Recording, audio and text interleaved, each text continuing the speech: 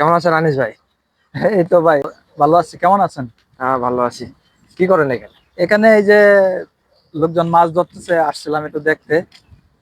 তো আসলে মরিচাষে তো নদী নাই, তো এটা একটা নদীর মতো।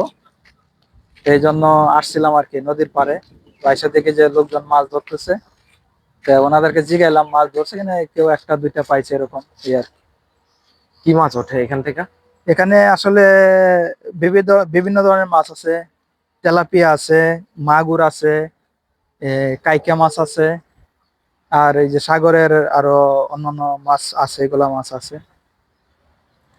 মাছ তো খেলে দেখা যায় ভেতরে। হ্যাঁ, অনেক মাছ আছে। মাছ তো প্রচুর মাছ আছে, কিন্তু আসলে এখানে মাছে আসলে বসি একটু কম খায়। তো চেষ্টা করতেছে ওনারা মাছ ধরতে। পাইছে অবশ্য, বেশি পাই নাই, অল্প পাইছি। আর একটা কমেন্ট দেখতেছিলাম যে অনেকে কমেন্ট করে, ভাই আপনি এখানে কত বছর ধরে আছেন আর আপনার প্রবাস জীবনটা কেমন কেমন ভাবে শুরু হয়েছে, কিভাবে কোথা থেকে কিভাবে শুরু হয়েছে, এটা যদি আপনার একটু, যে ফলোয়াররা আছে তাদেরকে একটু বলেন। আসলে বিষয়টা হয়েছে, আমাদের দেশে তো অনেক নদী নালা আছে। তো মরিশাসে আসলে এরকম কোনো নদী নালা নাই। তো আমি একটা লেকের পাশে আসছি, দেখতে একটু নদীর মতো। তো প্রবাস জীবনটা আসলে একটা নদীর মতো, যে আমরা ছোটকালে আসলে বইয়ে পড়তাম। একটা কবিতা ছিল বিশ্বকবি রবীন্দ্রনাথের, যে আমাদের ছোট নদী চলে বাঁকে বাঁকে, বৈশাখ মাসে তার হাঁটু জল তাকে, পার হয়ে যায় গরু পার হয় গাড়ি, দুই দার উঁচু তার ডালু তার পারি। আসলে নদীটা দেখে ওই রবীন্দ্রনাথের ওই কবিতাটার কথা মনে পড়লো। তো আসলে প্রবাস জীবনটা হইলো নদীর মতো, যে এক কান থেকে, যে নদী যেরকম মানুষের জীবনে একদিক থেকে বাসায় নিয়ে অন্যদিকে চলে যায়, প্রবাস জীবনটা ওইরকম। প্রবাস জীবনটা আসলে নদীর মতো, কোথায় থেকে যে আসলে কোন জায়গায় আইসা পড়ছি। তো আসলে সব সময় চিন্তা করি যে আগে কোথায় ছিলাম, কোথায় আসছি। তো আসলে ভাই, আমার প্রবাস জীবনটার পিছে অনেক বড় ইতিহাস, অনেক বড় গল্প।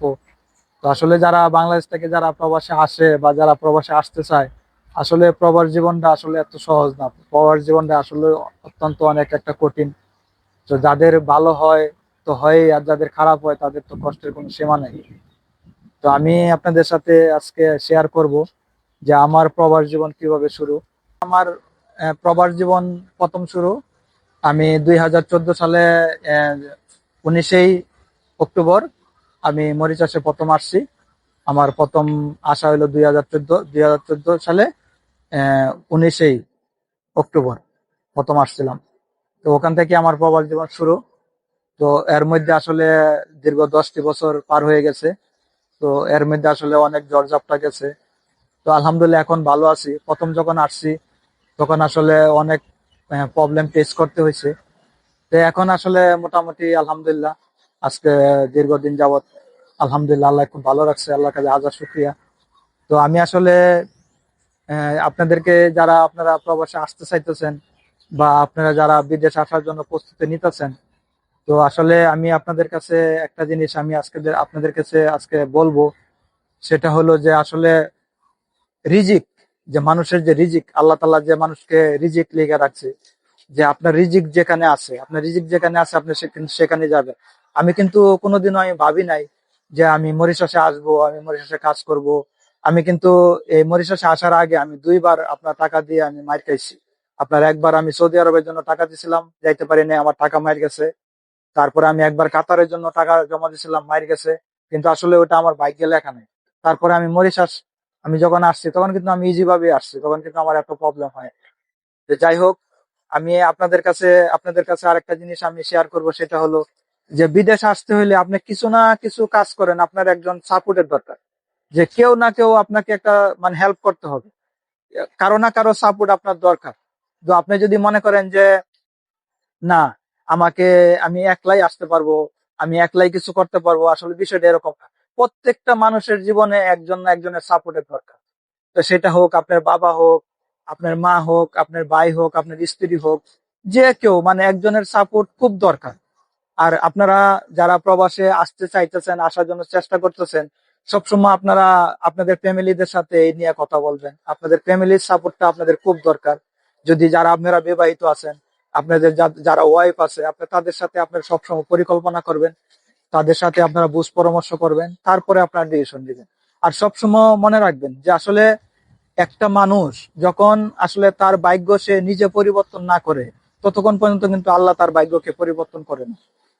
আপনার ভাগ্যটাকে পরিবর্তন করার জন্য আপনাকে চেষ্টা করতে হবে। আপনাকে চেষ্টা করতে হবে আপনার ভাগ্যটা পরিবর্তন করার জন্য। তো যখন আপনি চেষ্টা করবেন আর আপনি আল্লাহর কাছে দোয়া করবেন যে আল্লাহ তুমি, আমি এই পথে আমি পা দিছি, আমি এই পথটা আমি এই কাজটা করতে চাইতেছি, আল্লাহ তুমি আমাকে সাহায্য করো। আর অবশ্যই আপনারা যারা প্রবাসে যারা আসবেন, অবশ্যই আপনাদের মা বাবার কাছ থেকে আপনারা সবসময় দোয়া কামনা করবেন। কারণ হলো একটা মানুষের জীবনে আল্লাহ তাআলা তো মানুষ একটা জিনিস মানুষে বলে যে আল্লাহ যখন মানুষকে দুনিয়াতে পাঠাইছে তখন তার রিজিক দিয়ে পাঠাইছে, সে কি করবে না করবে এটা ঠিক আছে, কিন্তু আপনি সব সময় আপনার মা বাবার আল্লাহর পরে যদি, আল্লাহ তাআলা তো বলছে যে মানুষকে যদি মানে সেজদা করার অর্ডার থাকতো তাহলে বলতো মাকে সেজদা করার জন্য, তাহলে আল্লাহর পরে মা বাবার স্থান। তো এই জন্য আপনারা মা বাবার মনে আপনারা কোনো সময় কষ্ট দিবেন না। মা বাবার তাইকে আপনারা সব সময় দোয়াটা চাইবেন, তাদের দোয়া আপনার খুবই দরকার। আরেকটা জিনিস আমি বলবো যে আমি আসলে অনেক প্রবলেম ফেস করছি, আমি কিন্তু আল্লাহ তাআলার কাছ থেকে আমি চায়া নিছি, আল্লাহ তাআলার কাছে আপনারাও চান, পাইবেন। তো আপনারা সবসময় আল্লাহর উপরে ভরসা রাখবেন আর আপনাদের মা বাবার কাছ থেকে দোয়াটা নেওয়ার চেষ্টা করবেন। ওনারা যদি আপনার জন্য মন খুলে দোয়া করে, অবশ্যই এটা যে কোনো কাজেই পসিবল। আল্লাহর কাছে কোনো জিনিসের অভাব নাই। আল্লাহকে যদি আপনি আল্লাহর কাছ থেকে যদি চায়া নিতে পারেন, আর যদি মা বাবার দোয়া নিয়ে যদি আপনারা শুরু করেন, তো অবশ্যই সব কাজে পসিবল। তো ভাই আমি আসছিলাম একটা লেকের পাশে, তো সামনে একটা আপনার পার্কের মতো আছে। তো সবাই যে আসলে মরিশাসকে বলে যে আসলে মরিশাস এত উন্নত কেন, ইউরোপের মতো দেখতে কেন, তো আসলে এখানে একটা লেক, নদীর মতো একটা লেগের পাশে যে আপনার মানে সুন্দর করে গুছায় রাখছে ওনারা, যে এখানে আসলে কেউ আসে না, বসে না, হয়তো যদি লেগের পাশে কেউ হাঁটতে আসে তখন তারা বসে। তো চলেন আমি আপনাদেরকে ওই লেগের পাশটা আমি আপনাদেরকে দেখাবো। তো আসলে আমি আইসা পড়ছি পার্কের লেগের পাশে, তো আপনাদেরকে আমি ভিউটা দেখাবো, আপনারা ভিউটা একটু দেখেন, পার্কের ভিউটা আপনাদেরকে দেখাই। লোকজন এখানে আছে।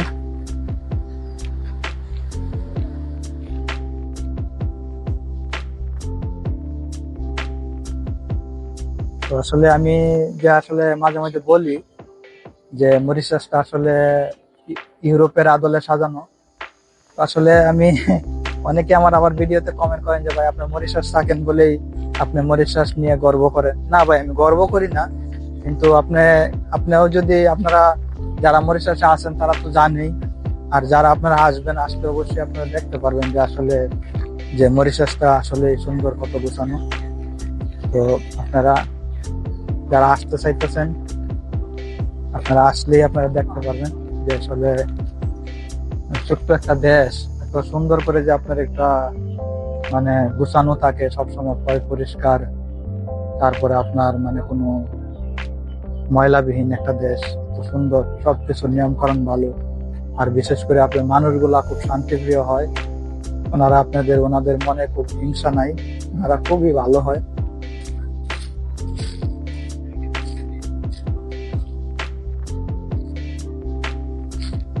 তো এখানে আসলে আপনার যে যারা হয়তো হাঁটতে আসে তাদের জন্য একটু আপনার এক্সারসাইজ করার জন্য আপনার সবকিছু দেখেন সিস্টেম করে রাখছে, এত জঙ্গলের মধ্যে। তো আসলে আপনারা যারা আসবেন অবশ্যই আপনারা মরিশাসের সৌন্দর্য উপভোগ করতে পারবেন। তো আপনার আসলে দেখেন আমাদের দেশে হইলে এগুলা রাত্রে আপনার নিয়ে যাইতো, কিন্তু এই যে আপনার মানে অক্ষত আছে, কোনো সমস্যা নেই, কোনো প্রবলেম হয় না। তো বিষয়টা এটাই। তো আপনারা সবাই ভালো থাকবেন। আর আমি আপনাদেরকে আসলে আমার বিগত সময় যে ভিডিওগুলা আপনারা দেখছেন, আমি আসলে কোনো ভিডিওতে আমি নামাজের কথা বলি নাই। তো আপনারা যারা আমার ভিডিও যারা দেখেন, যারা মুসলিম আছেন, আপনারা সবাই চেষ্টা করবেন নামাজটা পড়ার জন্য। আর অন্যান্য ধর্মের যে ভাইয়েরা আছেন আমার ভিডিও দেখেন, আপনাদের প্রতি রইল আমার আন্তরিক শুভেচ্ছা ও ভালোবাসা।